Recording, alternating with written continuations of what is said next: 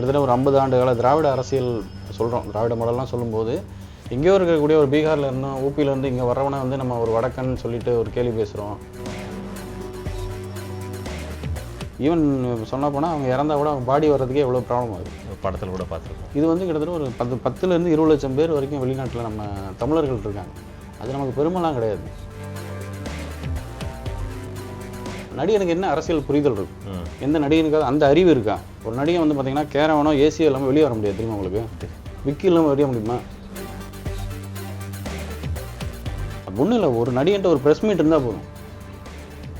ஒரு ப்ரெஸ் மீட்டில் தெரிஞ்சுங்க. அரசியல்வாதிகளே நேரடியாக ப்ரெஸ் மீட்டுக்கு வர மாட்டாங்களே. நானே 4 கேள்வி கேட்டாலே ஒன்றும் புரியாது. வாழ்த்து சொல்கிறேன், இவ்வளோதான் இருக்கும். ராஜமௌழி இல்லைங்க, விட்லாச்சாரியார் பண்ணியிருக்காரு. விட்லாச்சாரியார்லாம் இதுக்கு மேலே அது ஒரு கதை சொல்லுவாங்க, அது உண்மை என்னன்னு தெரியாது. ஃபர்ஸ்ட் சீன்ல NT ராமராவோ எடுத்தாங்க. இல்லை, இது உண்மையா இல்லையான்னு தெரியலன்னு சொன்னீங்க. ஆனா விஜய் சார் படத்துல ரம்பா வந்து கோச்சிட்டு போயிட்டாங்க. ஆனா அவங்க இல்லாமலே.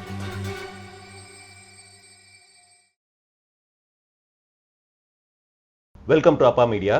இன்னைக்கு நம்மளோட திரை வெளிச்சம் நிகழ்ச்சியில கலந்துக்கிறதுக்காக ஒளிப்பதிவாளர், இயக்குனர், கதாசிரியர், கதாநாயகன்னு பல முகங்கள் கொண்ட திரு சந்தோஷ் நம்பிராஜன் அவர்கள் தான் வந்திருக்காரு. வாங்க நிகழ்ச்சிக்குள்ள போகலாம். வணக்கம் சார். வணக்கம். எப்படி இருக்கீங்க? சிறப்பாக இருக்கேன் சார். நீங்கள் டூலெட் படம் மூலமாக அறிமுகமாக இருந்தாலும் எனக்கு நல்லா ரொம்ப பிடிச்சமாக இருந்தது வந்து வட்டார வழக்கு திரைப்படம் தான். அந்த படத்தோட ட்ரெய்லரே வந்து மிகப்பெரிய தாக்கத்தை உண்டு பண்ணிச்சு. விமர்சன ரீதியாகவும் இசைஞானி அவர்களுடைய இசை எல்லாமே வந்து பரவலாக பேசப்பட்டது. சரி, யார் இவர் அப்படின்னு சொல்லி ரிசர்ச் பண்ணி பார்த்தா சம்மந்தமே இல்லாமல் காதலிசம்னு ஒரு டோட்டலாக மாடர்ன் கேரக்டர். அப்புறம் அதுக்கு முன்னாடி அகண்டன் சொல்லி ஒரு மர்டர் மிஸ்ட்ரி பண்ணியிருக்கீங்க. இப்போ உழைப்பாளர் தினம்னு சொல்லி ஆரம்பத்திலே வந்து பல ஜானர்லையும், ஏன்னா இப்போ ஒரு அறிமுக ஹீரோ வந்து ஒரு ஜானரை தொட்டு அது ஹிட் ஆயிடுச்சுன்னா அதே ஜானரில் ட்ராவல் பண்ணணும்னு நினைப்பாங்க. ஆனால் நீங்கள் நடித்த இந்த குறுகிய படங்கள்லேயே எல்லா ஜானரையும் டச் பண்ணிட்டீங்க. ஸோ அந்த அனுபவம் பற்றி சொல்லுங்கள். இல்லை, ஆரம்பத்தில் என்னென்னா இப்போ டூலெட் முடிஞ்ச உடனே நிறைய அந்த மாதிரி ஃபெஸ்டிவல் டைப் படங்கள் தான் நிறைய வந்துச்சு. எனக்கு வந்து பர்சனலாக மணிவண்ணன் சார் பிடிக்கும். அவரோட ஸ்டோரி டெல்லிங் பார்த்தீங்கன்னா ஒரே மாதிரி பேட்டர்ன் இருக்காது. ஃபேமிலி பண்ணுவார், ஒரு கோபுரங்கள் சாய்வு அந்த மாதிரி ஒன்று பண்ணுவார். டக்குன்னு வேற ஒன்று 24 பண்ண போடுறாரு. அப்புறம் அமைதி படம்னு ஒரு அரசியல் வெரைட்டியாக பண்ணக்கூடிய ஒருத்தர். அந்த மாதிரி என்னென்னா நம்ம ஒரு லேபிள்குள்ளே போவேன்னா ட்ரை பண்ணி பார்ப்போம். ஏன்னா ஆரம்பத்தில் தான் ட்ரை பண்ண முடியும். நீங்கள் நமக்கு ஒரு பிராண்டு வர்றதுக்கு முன்னாடி நீங்கள் என்னென்னாலும் கேரக்டர்ஸ் போட்டு பார்க்கலாம். ஸோ இது ஒரு சீட்டு விளையாடுற மாதிரி தான், விளையாண்டு பார்த்துக்கிட்டு இருக்கோம். அதே மாதிரி உங்கள் பேட்டியிலையும் சரி, இப்போ சமீபத்தில் வெளிவந்த உழைப்பாளர் தினத்தோட ட்ரெய்லர்லையும் பார்த்தேன். அரசியலில் ஆரம்பித்து ரொமான்ஸில் பயணம் பண்ணி அப்புறம் வெளிநாட்டில் போய் வேலை செய்கிறவங்களோட துன்பம் கடைசியில் தத்துவத்தோடு முடிச்சிருப்பீங்க. ஜானர் மட்டும் இல்லாமல் படத்துலேயே இவ்வளோ ஒரு ஃப்ளேவர் காமிச்சிருக்கீங்க. ஸோ உழைப்பாளர் தினம் படம் பற்றி. உழைப்பாளர் தினம் வந்து இப்போது நம்ம டெல்டா மாவட்டத்தில் இருந்து வெளிநாட்டில் போய் வேலை செய்கிறாங்கல்ல, அவங்க வாழ்க்கையை பற்றி தான். அது எல்லாருக்கும் தெரியும். எல்லோரும் அங்கே வெளிநாட்டில் அவங்க வாழ்க்கையை கிட்டத்தட்ட அடமானம் வச்சு அவங்க குடும்பத்தை முன்னேற்றக்காக தான். அவங்களுக்கு எல்லாருக்கும் இருக்கக்கூடிய ஒரே ஆசை வந்து எப்படியாவது ஊரில் வந்து ஃபேமிலியோடு இருக்கணுங்கிறது. அது இருந்தாங்களா? திரும்ப இருக்க முடிஞ்சுதா? ஏன்னா அங்கே வேலை செஞ்சுட்டு இங்கே இருக்க முடியுதா? குடும்பம் மூலம் அவனை ஏற்றுக்குதான்னு இருக்கும். ஸோ இதை பற்றியான ஒரு உரையாடல் தான். எதுக்காக வந்து உள்நாட்டில் ஒரு மனிதனால் இங்கே வேலை பார்க்க முடியல? இப்போ இந்த கிட்டத்தட்ட ஒரு 50 ஆண்டு கால திராவிட அரசியல் சொல்கிறோம். திராவிட மாடல்லாம் சொல்லும்போது எங்கேயோ இருக்கக்கூடிய ஒரு பீகாரில் இருந்தோம், ஊபியிலேருந்து இங்கே வர்றவனை வந்து நம்ம ஒரு வடக்கன்னு சொல்லிட்டு ஒரு கேள்வி பேசுகிறோம். இல்லை அவங்க வர்றதுனால இங்கே வேலை வாய்ப்பு போகுது அப்படிங்கிறோம். இந்த வேலை வாய்ப்பு போகும்போது உள்நாட்டிலேருந்து இன்னும் நம்ம வெளிநாட்டில் போக வேண்டிய சூழ்நிலை உருவாயிட்டு இருக்கு. ஸோ இதை பற்றி இந்த நேரத்தில் பேசக்கூடியது ஒரு முக்கியமான விஷயமா இருக்குங்கிறதுக்காக தான் அந்த படம் பண்ணேன். ஸோ ஆதரித்து பேசியிருக்கீங்க. இந்த மாதிரி வேற ஊருக்கு சென்று வேலை பார்க்குறத பற்றி எந்த மாதிரி? இல்லை, நம்ம ஆதரிச்சு எப்போவுமே என்னன்னா அவங்க ஊரில் வாழணும். அதான் மெயினான விஷயம். அதை ஆதரிக்க கிடையாது. நான் வெளிநாட்டு தொழிலாளர்களை பற்றி அவங்களோட சிரமங்களையும் அவங்க வெளிநாட்டில் வேலை செய்யறதையும் நான் ஆதரிக்கலை, விரும்புகிறேன். அது வந்து இந்த அரசு சரி செய்யணும். இன்றைக்கு வந்து ஒரு டிகிரி படித்தவங்க, இன்ஜினியரிங் படித்தவங்களே வெளிநாட்டில் போய் ஒரு ஸ்கில் அடிச்சுட்டு ஒரு தினம் வந்து ஒரு $20 15 ரிங்கெட்டுக்கு திராமுக்கெலாம் வேலை பார்த்துட்டு ஏன் அப்படி பண்ணணும்? நாம் ஏன் திரைக்கடல் ஓடி திரவியம் தேடுன்னு தான் சொல்லியிருக்காங்களே தவிர வேலையை தேடுன்னு இல்லை. இப்போ நாம் வந்து நாசாவுக்கு போகிறது, சிலிக்கான் வேலிக்கு போகிறது வேற கதை. அது வந்து இந்த இது கிடையாது. இந்த தொழிலாளர்களுக்கு வந்து பார்த்தீங்கன்னா இவங்க ஒரு 45-50 வயசுக்கு மேலே இவங்களுக்கு எதிர்காலம் கிடையாது. அந்த நாடு எல்லாமே துரத்தி விட்டுருவாங்கள. அவங்களோட இளமை தான் தேவை, அந்த வயசு தான் தேவை. 50 வயசுக்கு மேலே என்ன கேரண்டி இருக்குது? சரி, அங்கேருந்து இங்கே வந்தாங்கன்னா இந்த அரசு ஏதாவது ஒரு உதவி பண்ணுதா? கிட்டத்தட்ட அவங்க பல்லாயிரக்கணக்கான கோடிக்கணக்கான அந்நிய செலவனையும் அவங்க உள்ளே கொண்டு வராங்க அவங்களுடைய உழைப்பின் மூலமாக. நமக்கு அமெரிக்கன் டாலர்ஸாக தான் நமக்கு உள்ள கன்வெர்ட் ஆகி வருது. ஆனால் அவங்களுக்குன்னு தனி வாரியம் கிடையாது. அவங்களுக்குன்னு ஒரு பேங்க் லோன் கொடுக்காது. ஈவன் சொன்னா போனா அவங்க இறந்தா கூட அவங்க பாடி வர்றதுக்கே எவ்வளவு ப்ராப்ளம் ஆகுது. படத்துல கூட பார்த்துருப்போம். இது வந்து கிட்டத்தட்ட ஒரு 10 இருந்து 20 லட்சம் பேர் வரைக்கும் வெளிநாட்டுல நம்ம தமிழர்கள் இருக்காங்க. அது நமக்கு பெருமைலாம் கிடையாது. அவங்க மூலமா நமக்கு சம்பாத்தியம் வந்தாலும் அவங்க உள்நாட்டிலே அவங்களுக்கான வேலை வாய்ப்பை உருவாக்கி கொடுக்கணும். வேலை வாய்ப்புங்கிறத தவிர இப்போ நம்ம மகளிர் சுய உதவிக்குழு இருக்கு பார்த்தீங்களா, அது மாதிரி இவங்களுக்கு ஏதாவது ஒரு அரசு ஒன்று பண்ணணும். பொருளாதாரத்தை மீட்டெடுக்கணும்னா இங்கே வேலை வாய்ப்பு மட்டும் இல்லை, இங்கே இருக்கக்கூடிய தொழிலை உற்பத்தி செய்யணும். நாம வெளிநாட்டுக்கு ஏற்றுமதி இறக்குமதி பண்ணுறது மூலமாக தான் நமக்கு லாபம் அதிகமாக தவிர நாம் அங்கே போய் வேலை பார்க்குறதுனாலலாம் எதுவும் கிடைக்காது. நீங்க சொல்லும் போது தான் எனக்கு ஞாபகம் வந்துச்சு. என்னோட உறவினர் கூட கன்னியாகுமரி மாவட்டம், அவர் கூட வெளிநாட்டுல போய் குடும்பத்தெல்லாம் விட்டுட்டு கஷ்டப்பட்டு நல்லா சம்பாரிச்சு வந்தாரு. வந்த உடனே அவங்க மனைவி இறந்துட்டாங்க. ஸோ அவங்க அந்த மேரேஜ் லைஃப்ங்கிற ஒன்னே பார்க்கல. சரி, அதுக்குள்ள ஒரு அரசியல் பேசியிருக்கீங்கல்ல, உங்க பேட்டிகள் கூட பார்த்தேன். நடிக்கிறவங்க ஏன் டைரக்டா வந்து முதல்வர் பதவிக்கு ஆசைப்படுறீங்க அப்படிங்கிற, ஏன் உங்களுக்கு அந்த ஒரு இல்லை நான் நடிக்கிறவங்கலாம் சொல்லலை, நடிகனும் வரலாம், யாருனாலும் வரலாம். நடிகனுக்கு என்ன அரசியல் புரிதல் இருக்கு நீங்க சொல்லுங்க. இப்போ நான் இவ்வளவு பேசுறதுக்கு காரணம் நான் உட்காந்து எழுதுறேன், நான் படிக்கிறேன். ஏன் இப்போ நான் சொல்றேன்ல, ஒரு வெளிநாட்டு தொழிலாளரோட வாழ்க்கை இதனால பாதிக்கப்படுதுன்னு எந்த ஒரு நடிகனாவது பேச முடியுமா? எந்த நடிகனுக்காவது அந்த அறிவு இருக்கா? அதுதான் முக்கியமான விஷயம். நடிகர் அரசியல் வர்றதை பத்தி நான் சொல்லவே மாட்டேன். நான் வரலாம், யாருனாலும் வரலாம். ஆனா அதோட அடிப்படை அறிவே இல்லாம எப்படி வர முடியும்? ஒரு நடிகை வந்து பாத்தீங்கன்னா கேரவனோ ஏசியோ இல்லாம வெளியே வர முடியாது, தெரியுமா உங்களுக்கு? விக்கி இல்லாம வெளியே முடியுமா? ஒரு டஸ்ட்ல இருக்க முடியுமா? ஒரு திருப்பூர்ல வேலை செய்யற காட்டன் ஃபேக்டரியில என்ன பிரச்சனை இருக்குன்னு தெரியுமா? இல்லை தேனியில் ஒரு நியூட்ரினோ திட்டம் வருதுன்னா அது என்ன ப்ராப்ளம் தெரியுமா? இல்லை மீத்தேன் ப்ராப்ளம் தெரியுமா? எதுவுமே தெரியாம வந்து ஒரு வெறும் மீடியா கொடுக்குற வெளிச்சத்தின் மூலமா அதை லாபகரமா மாத்துறது எப்படிங்கிறத அது தவறான நோக்கம்.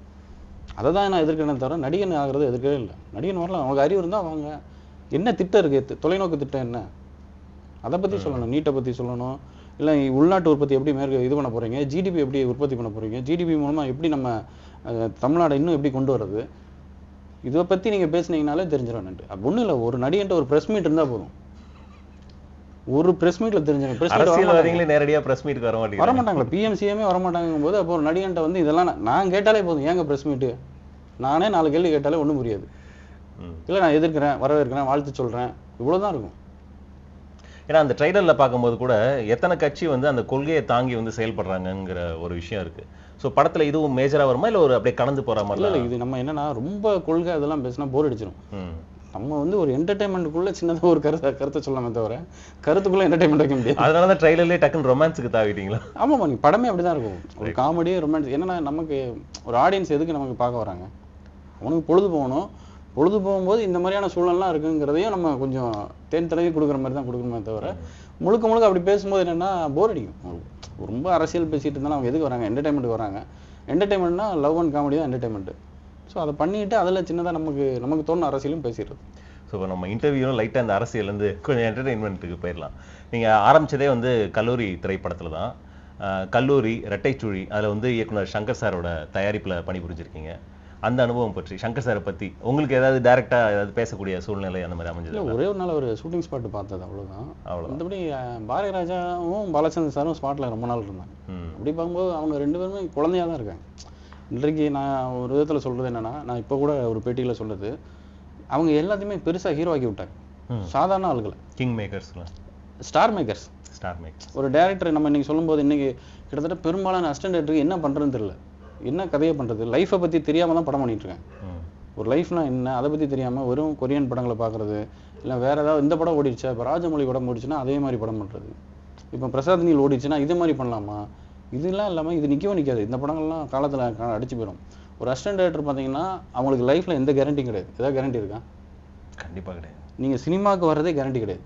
நீங்கள் சினிமாவில் போடக்கூடிய ஒரு 10 வருஷத்தை வேற எந்த ஃபீல்டில் போட்டாலும் உங்களுக்கு கேரண்டி இருக்கு. நீங்கள் ஒரு ஆஃபீஸில் பியூனா சேர்ந்தா கூட நீங்கள் ஒரு கிளர்க்காக வந்துடலாம் 10 வருஷத்தில். சின்சியராக இருந்தீங்கன்னா ஒரு பெட்டி கடை வச்சிருந்தீங்க கூட நீங்கள் கோடி சொன்னாயிடலாம் 10 வருஷத்தில். ஆனால் ஒரு டேரக்டர் அசிஸ்டன்ட் டைரக்டராக சேர போறீங்கும் போது நீங்கள் அந்த படத்தை பார்த்து இந்த படத்தை பார்த்து திடீர்னு ஈரானியன் படம் பார்த்தோன்னா அது மாதிரி பண்ணுறது, திடீர்னு கொரியன் படம் பார்க்குறது, இந்த மாதிரி அலைஞ்சிட்டு இருந்தா அவன் வாழ்க்கையை பண்ண முடியாது. இன்னொன்று ஸ்டார் பின்னாடி போனீங்கன்னா நீங்கள் பண்ணவே முடியாது. பாரதி ராஜாவும் பாலச்சந்திரவும் பெரிய இன்னைக்கும் இல்லை, அவங்க என்னைக்கு நிற்பாங்க. அது காரணம் யாரு? அவங்க ரஜினி வச்சு பண்ணாங்க, கமல் வச்சு பண்ணாங்கலாம் கிடையாது. they made them. அவங்க தான் ஸ்டாரை உருவாக்குனாங்க. இன்னைக்கு இருக்க அசிஸ்டன்ட் டைரக்டர்ஸ் எத்தனை பேர் ஸ்டாரை உருவாக்க முடியும்? யாருக்கு அந்த கட்ஸ் இருக்கு? அசிஸ்டன்ட் டைரக்டரும் கிடையாது, ப்ரொடியூசர் கிடையாது. சரி, இவங்களை வச்சு ப்ரொடியூஸ் பண்ணாங்களா? அந்த ப்ரொடியூசர்ஸ் எங்க? ஒரு வளையல் கடைகள்ல இருந்து ஒரு ஹீரோவோ சொல்றாரு, இவங்க ஹீரோ அப்படிங்கிறாரு பாண்டியன். அப்ப அதை ப்ரொடியூஸ் பண்ணவருக்கும் தைரியம் இருந்துச்சு, எடுத்தவருக்கும் தைரியம் இருந்துச்சு, அதை பார்க்க வந்து ஆடியன்ஸ்க்கும் தைரியம் இருந்துச்சு. அதனால தான் அவங்க கொண்டாடப்பட்டாங்க. அது அவங்க ஒரு சைல்டாக தான் இருந்தாங்க, ஒரு குழந்தைய தான் அவங்க. அவ்வளோ நான் பார்க்கும்போது அவங்க ஒரு 70s இருந்தாங்க, 70+ இருந்தாங்க. 2 பேருமே குழந்தையா இருந்தாங்க. ரொம்ப என்ன சொல்கிறது, அந்த படத்தில் ஒர்க் பண்ணது பார்க்கும்போது அவங்க ஒரு டேரக்டர், அந்த பந்தா அவங்க பண்ண சாதனைகள் எல்லாம் ஒன்றுமே இல்லை. அவங்க பாட்டு ஜாலியாக இருந்தாங்க. அது ரொம்ப இதாக இருந்துச்சு. நமக்கு டவுன் டு எர்த் இருந்தாங்க. இவ்வளோ சாதனைகள் பண்ணிட்டு அவங்க பெருசாக நினைச்ச திமிரெல்லாம் இருக்கலாம். ரொம்ப ஜோவியலா இயல்பாக தான் பழகுனாங்க. ரொம்ப ஜோவியலா இருந்தாங்க. அதுவும் பாரதிய ராஜா வந்து பாலச்சந்தர் சாரை பார்த்து அவ்வளோ மரியாதை கொடுப்பார். அவர் முன்னாடி வந்து சிகரெட் பிடிக்க மாட்டாரு. அவர் மேல சீனியாரிட்டி இன்னைக்கு வந்து சீனியாரிட்டி அந்த குரு பக்தி அது எதுவுமே கிடையாது. அது இருக்கா, அது தேவையில்லை, அதை பத்தி நம்ம பேச வேண்டியதில்லை. ஆனா ஒரு அசிஸ்டன்ட் டைரக்டரா வரும்போது அவங்களுக்கு ஒரு நாள் சம்பளம் கூட கிடையாது, கேரண்டி கிடையாது. இன்னைக்கு வந்து ஒரு லாஸ்ட் கேமராமேனுக்கு பாத்தீங்கன்னா ஒரு 1000 ரூபா 1500 ரூபா கிடைக்கும் மாசத்துல. 20 நாள் 30,000 ரூபா கேரண்டி. அசிஸ்டன்ட் டைரக்டர் எங்க இருக்கு சம்பளம்? நான் இப்போ அடுத்து அதான் கேட்க வந்தேன். ஏன்னா உதவி ஒளிப்பதிவாளராக இருந்திருக்கீங்க. ஸோ இயக்குநர்கள் மட்டும்தான் அந்த பிரச்சனையா இல்லை எல்லா அந்த துறையில் இருக்க எல்லாருக்குமே அந்த இல்லை அது டைரக்டர்ஸ், அசிஸ்டன்ட் டைரக்டர்ஸ் மட்டும்தான் பிரச்சனை. அது ப்ராப்ளம் வந்து யூனியன் தான் ப்ராப்ளம். இப்போ எங்கள் யூனியன்லாம் சிக்கால நான் மெம்பர், எங்களுக்கு நாங்கள் தரல அப்படின்னு சிக்கால கம்ப்ளைண்ட் பண்ணால் காசு கொடுத்து வாங்கி கொடுத்துருவாங்க. நீங்கள் யூனியனில் வந்து நீங்கள் சொல்லுவாங்க, நீங்கள் பேசுங்க விரும்பாங்க. அவங்க எடுக்கிறதே 2 கோடி 3 கோடி படம், அதில் எங்கிட்டு வந்து வர்றது என்னன்ட்டு. ஏன்னா இப்போ டான்சர்ஸ்க்குலாம் டேரெக்டாக யூனியனுக்கு போய் யூனியன் மூலமாக தான் டான்ஸருக்கு போகும். ஸோ நீ ஒரு பாட்டு எடுக்கணும்னா நீங்கள் டான்ஸர் இல்லாமல் எடுக்க முடியாது. அப்போ டான்ஸருக்கு நீங்கள் கொடுக்கும்போது அசிஸ்டன்ட் டைரக்டர் ஏன் கொடுக்க முடியாது? நீங்கள் பாட்டு இல்லாமல் படம் எடுக்கலாம், டான்ஸர் இல்லாமல் படம் எடுக்கலாம், அசிஸ்டன்ட் டைரக்டர் இல்லாமல் எடுக்க முடியுமா? வாய்ப்பு இல்லை. அப்போ ஏன் அது பண்ண முடியாது? அது ஒரு சங்கத்தை கரெக்டாக இதுதான் விஷயம். இந்த இத்தனை பேருக்கு வேலை வாய்ப்பு இல்லை, அவ்வளோ பேருக்கு வேலை வாய்ப்பு இல்லை. அவ்வளோ படங்கள் எடுக்கிறாங்க, கேரண்டி இல்லை. அப்போ நீங்கள் இவ்வளோ சம்பளமே இல்லாத ஒரு துறையில் நீங்கள் வர்றீங்கன்னா, நீ ஒரு ஹீரோ காலில் விழுந்து அவனை இம்ப்ரமைஸ் பண்ணி அவனை வந்து ஸ்லோ மோஷனில் காட்டி அவன் அடிச்சா 100 பேர் பறக்கிறான், அந்த கதையெல்லாம் நீங்கள் பண்ணிட்டு இருந்தீங்கன்னா நீங்கள் டேரக்டராகவே நிற்க மாட்டீங்க. So at end of the day அது வந்து சினிமா வந்து கதாநாயகர்கள் கையில் தான் போகணும் இல்லைங்களா? கதாநாயகர் கையில் தான் இப்போ இருக்குது. அதை நம்ம கண்ட்ரோல் பண்ண முடியாது. நான் தனி மனிதனாக ஒன்றும் பண்ண முடியாது. ஆனால் நான் நினச்ச கதையை நான் எடுக்க முடியுதுல்ல. இப்போ நான் ப்ரொடியூசராக இருக்கேன், நான் டேரக்டராக இருக்கேன், நான் ஹீரோ இருக்கேன்னா நான் எந்த கதை வேணாலும் எடுப்பேன். கதையே இல்லாமல் படம் எடுப்பேன், ஹீரோயின் இல்லாமல் எடுப்பேன். இப்போ நாங்கள் அடுத்து ஸ்டார்ட் கேமரா ஆக்ஷனில் பார்த்தீங்கன்னா ஒரே ஒரு சீன் தான் ஹீரோயின் தேவைப்பட்டுச்சு. ஸ்டார்ட் கேமரா ஆக்ஷன் ஒரு படம் பண்ணோம், உழைப்பாளர். அதுக்கடுத்து அந்த படம் முடிஞ்சிருச்சு, எங்களுக்கு முடிஞ்சிருச்சுங்களா? முடிஞ்சு சென்சார் பண்ணிட்டோம். பார்த்தீங்கன்னா அதில் எங்களுக்கு ஹீரோயின் ஒரு சீன் வந்துச்சு. நாங்கள் 2-3 பேர்ட்ட கேட்டோம், அவங்க கேட்குற சம்பளத்துக்கு செட் ஆகலை. நான் என்ன சொல்லிட்டேன், வேணாம், ஹீரோயினே எல்லாம் படம் எடுப்போம். ரைட். அந்த படம் அதுவும் என்டர்டைன்மெண்ட்டாக இருக்கும். ஏன்னா ராஜமௌழி அவர்களை பற்றி ஒரு விமர்சனம் வந்துச்சு. ஆரம்பத்தில் வந்து கதாநாயகர்களை வச்சு படமாக எடுத்துகிட்டு இருந்தார், எல்லாமே ஹிட் அவர் எடுத்த எல்லா படங்களும். ஒரு கட்டத்தில் எனக்கு கதாநாயகர்கள் வேணான்னு சொல்லி சுனில், நகைச்சுவை நடிகர் சுனிலை வச்சு ஒரு படம் மரியாதை ரமணா பெரிய ஹிட்டு கொடுத்தாரு. அதுக்கப்புறம் நடிகனே வேணான்னு சொல்லி ஈய வச்சு ஹிட்டு கொடுத்தாரு. ஸோ நீங்கள் சொல்லும் போது அது நினைவுக்கு வந்துச்சு. இது நீங்கள் ராஜமௌழி இல்லைங்க, உங்களுக்கு விட்லாச்சாரியார் பண்ணியிருக்காருல்ல. விட்லாச்சாரியார்லாம் இதுக்கு மேலே அது ஒரு கதை சொல்லுவாங்க, அது உண்மை என்னன்னு தெரியாது. ஃபர்ஸ்ட் சீனில் என்டி ராமராவோ எடுத்தாங்க, என்டி ராமராவும் இவரும் வச்சு எடுத்தாங்க. என்டி ராமராவுக்கு மிகப்பெரிய பாதாள பைரவி ஹிட் கொடுத்தது வந்து விட்லாச்சாரியார். அவர் பேரில் இங்கே தெருவே இருக்கு, பர்னிஷுடைய இதில் பார்த்தீங்கன்னா ஒரு தெரு வந்து விட்லாச்சாரியார் பேர். அவர் மிகப்பெரிய மாஸ்டர். அவர் தான் என்டி ராமராவுக்கு ஒரு மார்க்கெட்டை உருவாக்குறாரு பாதாள பைரவியில். அவங்களுக்குள்ள ஒரு கிளாஷ் வருது அடுத்த படத்தில். நீ பெரிய ஆளா நான் பெரிய ஆளாங்கும் போது இவர் போயிட்டாரு, என்டி ராமராவ் கோச்சிட்டு போயிட்டாரு. அவர் தெரியும், அவர் அங்குள்ள எம்ஜிஆர் ஆந்திராவில். இவர் வந்து டக்குன்னு வந்து யாரோ சாப்பிட விடுறாங்க, அது வந்து ஒரு நரியா மாறிடுது. ஹீரோ படம் ஃபுல்லாக நிறையா வரும், கடைசி சீனில் கல்யாணம் பண்ணுறது மட்டும் என்டிஆர். அப்புறம் என்டி ராமராவ் சரண்டர் ஆகிட்டாருந்தாங்க, நீ டேரக்டர் தான் என்னை காட்டாமலே என்னை வச்சு படம் எடுத்து, ஆனால் நீ இதே மாதிரி எடுத்தேன்னா என் மார்க்கெட் காலி, உனக்கு அடுத்து நான் கால் ஷீட் தரேன்னு சொல்லி லாக் பண்ணிட்டாரு. Okay, interesting. அதனால அது விஷயம், அந்த படம் பெரிய ஹிட். Okay okay. இல்லை இது உண்மையா இல்லையான்னு தெரியலன்னு சொன்னீங்க. ஆனால் இந்த படத்தில் விஜய் சார் படத்தில் ரம்பா வந்து கோச்சிட்டு போயிட்டாங்க, ஆனால் அவங்க இல்லாமலே ஒரு சாங் ஷூட். அதெல்லாம் நீங்கள், நான் என்ன சொல்ல, ஒரு டேரக்டராக இருக்கிறீங்கன்னா நீங்கள் என்ன தான் ப்ரிப்பேர் பண்ண போனாலும் ஆன் ஸ்பாட் எதுனாலும் நடக்கும். அதை சமாளிக்கிறவன் தான் கித்து. நீங்கள் ஒரு பயிற்சியோடு நீங்கள் கிரிக்கெட் விளையாட போடுறீங்க, எல்லா ப்ராக்டிஸும் பண்ணிட்டீங்க, அவன் என்ன பந்து போடான்னு எப்படி தெரியும்? கண்டிப்பாக தெரியாது. அதே மாதிரி நீங்கள் போருக்கு போகிறீங்க, அவன் எப்படி சுடுவான்னு தெரியாதுல்ல. தெரியாது. ஸோ நீங்கள் ப்ரெசன்ஸ் ஆஃப் மைண்டு தான் லைஃபு. களத்தில் தான் அதை ஃபேஸ் பண்ணணும், களத்தில் என்ன நடக்கும்னு தெரியாது, அதை ஃபேஸ் பண்ணி சமாளிக்கிறோம், ஜெயிச்சிரும். ஓகே.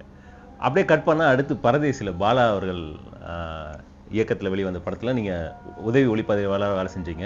பொதுவாகவே பார்த்தீங்கன்னா ஒரு இயக்குனர், நானும் படங்களில் வேலை பார்த்து அந்த அனுபவத்தை வச்சு சொல்கிறேன், ஒரு இயக்குனருக்கும் உதவி ஒளிப்பதிவாளர்களுக்கும் வந்து ஒரு நல்ல கெமிஸ்ட்ரி இருக்கும். நான் பார்த்தது வரைக்கும் அந்த மாதிரி ஏதாவது உங்களுக்கு அமைஞ்சதுங்களா அந்த படத்தில்? இல்லை, பெரும்பாலும் என்னென்னா ஒரு பாலா சார் பக்கத்தில் அசிஸ்டன்ட் டைரக்டர் இருக்க மாட்டாங்க, பறந்துடுவாங்க. அசிஸ்டன்ட் உதவி ஒளிப்பதிவாளர், அதனால தான் அதான் உதவி இயக்குநர்ல இருக்க மாட்டாங்க. எங்களாம் பார்த்தேன், ஏன்னா அப்படி பரவாயில்ல ஓடிட்டு இருப்பேன், நாங்கள் தான் பக்கத்தில் இருப்போம். அப்படிங்கும்போது எங்கள் செட்டே வந்து இருப்பாங்க, நான், அவர் முத்துமரன், அவர் மணி அப்படின்னு சொல்லிட்டு எல்லாமே இருப்போம். ரொம்ப அவர் நல்ல மனிதர், இயல்பில் அவரோடக்கு. அவர் படங்கள் ரொம்ப பிடிக்கும் எனக்கு வந்து. எனக்கு சேதுல இருந்து நமக்கு நான் கடவுள் வரைக்கும் இருக்கும்போது நாம பிரமிச்ச ஒரு ஆள். நான் கடவுள். ஆமாம், ஸோ நம்ம பிரமித்த ஒரு இயக்குனரோட நம்ம இருக்கும்போது நான் பரதேசி சமயம் நான் தான் போய் அப்போ நான் வெளியே வந்து நான் படம் பண்ணிட்டு இருக்கேன். படம் சார் கேமராமேனாக பண்ணிட்டு இருக்கேன் நான். கருப்பம்பட்டி. நம்ம கருப்பம்பட்டின்னு ஒரு படத்துக்கு கேமரா பண்ணுறேன். அப்போ எனக்கு ஒரு பிரேக் இருந்துச்சு எனக்கு. ஸோ அப்போ நானா போய் சார் நான் இந்த படம் ஒர்க் பண்ணுறேன் அப்படின்னு கேமராமேன் ஆனதுக்கப்புறம் நீங்கள் திரும்ப போய் நான் செல்லின் சார்ட்ட கேட்டேன். சார் நான் ஒர்க் பண்ணுறேன்னு உடனே அப்போ நீ மேக்கிங் பண்ண அப்படின்னாங்க. அப்போ ஒரு கிட்டத்தட்ட 100 நாள் அவரோட இருந்தோம். அப்படி இருக்கும்போது அவர் தான் டைரக்டர். நீங்கள் பார்த்தீங்கன்னா யாருனாலும் ஒரு மார்க்கெட்டை கிரியேட் பண்ணி விட்ருவார். இன்னைக்கு விக்ரம், ஆர்யா, விஷால் உட்பட வந்து அவங்க பேர் சொல்லக்கூடிய படம்னா இவர் படமாக தான் இருக்கும். கண்டிப்பாக. என்ன முகவரியே இவர் தானே. இவர் இல்லைன்னா விக்ரம் கிடையாது, சூர்யாவே கிடையாது. அது வரைக்கும் அவர் ஒரு சாக்லேட் பாயா, அவருக்கு ஒரு மார்க்கெட்டே இல்லாமல் இருந்தது. இவர் வேற ஒன்றா மாற்றி விட்டார். அது ரொம்ப அருமையாக பண்ணுவார். அவர் என்ன பண்ணுவார்னா ரியலாக ஒரு கேரக்டர் பார்ப்பார். அது அப்படியே வீடியோ மாதிரி உள்ள மனசில் பதிய வச்சு அதை அப்படியே கொண்டு போய் ஆடின ஒரு ஹீரோ மண்டகுள்ள ஏற்றி டியூன் பண்ணி விட்டுருவார். கூடு விட்டு கூடு பாயிரும். அதை இவர் டிரான்ஸ்ஃபர்மேஷன் பண்ணி விட்டுருவார். அது பண்ணோம். அது உண்மையிலே அந்த ஒரு என்ன சொல்ல ஒரு 6 மாதம் அந்த படம் ஷூட் நடந்துச்சு. ஒரு 100 நாள் பிரேக் விட்டு மூணாறு, சிவகங்கை எல்லாம் பண்ணோம். அந்த படம் நம்ம வாழ்க்கையில் ரொம்ப முக்கியமான ஒரு படம். ஒரு டேரக்டர்னா எப்படி இருப்பார், எப்படி கமெண்டிங் பவர், அவர் மைண்ட்லேயே எடிட் பண்ணுவார். நாங்கள் ஒரு 3 மாதம் ஒரு பிரேக் இடையில ஒரு ஸ்ட்ரைக் நடந்துச்சு. அந்த 2000 இது ஏதோ ஒரு ப்ராப்ளம் அது. அப்போ ஸ்ட்ரைக் நடந்தப்போ என்னென்னா ஒரு 2 மாதம் பிரேக் வந்துருச்சு. இந்த கியூப் ப்ராப்ளம்னு நினைக்கிறேன். 2 மாதத்துக்கு முன்னாடி நாங்கள் சிவகங்கையில் எடுத்த ஷார்ட்டை வந்து இங்கே இது லெஃப்ட் ரைட்டா ரைட் அவுட்டா, இதோட மேட்ச் கட் என்னங்கிறத எடுக்கணும். அசிஸ்டன்ட் டேரக்டர்லாம் உட்காந்து தேடிக்கிட்டு இருக்காங்க. லேப்டாப்பை போட்டு தேடிட்டு இருக்கும்போது இவர் சொன்னார், அங்கே ரைட் விட்டோம், இங்கே லெஃப்ட் இருக்குங்க, கரெக்டாக இருக்கும், மேட்ச் கட் கரெக்டாக இருக்குங்கிறாரு. நீங்கள் 1 மணி நேரம் கழிச்சு அதை கண்டுபிடிக்கிறேன். ஆமாம் சார், நீங்கள் சொன்னது கரெக்டு தான். அப்போ ஒரு டேரக்டர் வந்து பார்த்தீங்கன்னா மைண்டில் எடிட் பண்ணணும். அதெல்லாம் அவர்கிட்ட இருந்துச்சு. பிறகு வந்து ஒரு கூட்டத்தை ஹேண்டில் பண்ணுவார். அவர் கமாண்டிங் பவர். அவர் வந்து ஒரு மாஸ்டர் தான் வந்து அதில். அவரோட இதெல்லாம் மாஸ்டர் தான். தொடர்ந்து இப்போ கூட வணங்கான்னு எதிர்பார்க்குறேன். அவர் மீண்டு வரணும். கண்டிப்பாக. அப்பா மீடியாவில் எங்கப்பா ஆல்பம் சாங்க பார்த்தேன். எப்பப்பா அப்பப்பா அப்படி இருக்குதப்பா. அதில் ஒரு சின்ன பொண்ணு பண்ணியிருக்கா பாருங்க, என்னால் நினச்சி கூட பார்க்க முடியல. அந்த வயசுக்கு அந்த டேலண்ட்டு, அவ்வளோ ஒரு மலை மேலே போய் கொஞ்சம் ஒரு கையகல இடம் தாங்க அந்த மலையில். அந்த மலையில் உக்காந்து அந்த சாங்கு யாரும் சுற்றி யாருமே கிடையாது. கேமராமேன் அந்த பொண்ணே கேமரா பக்கத்தில் வச்சுக்கிட்டு அந்த சாங்கு பாடியிருக்கா. அதெல்லாம் ஒரு நிமிஷம் யோசித்து பார்த்தேன். செம்ம டேலண்ட்டுங்க அந்த பொண்ணுக்கு. மேலும் மேலும் மேலும் மேலும் இன்னும் அந்த பொண்ணு வளரணும். அப்பா மீடியாவுக்கு என்னுடைய வாழ்த்துக்கள். அந்த பொண்ணு மேலும் மேலும் மேலும் இதோடு இன்னும் நல்லா வளரணும், நல்லா பாடணும். நன்றி, வணக்கம்.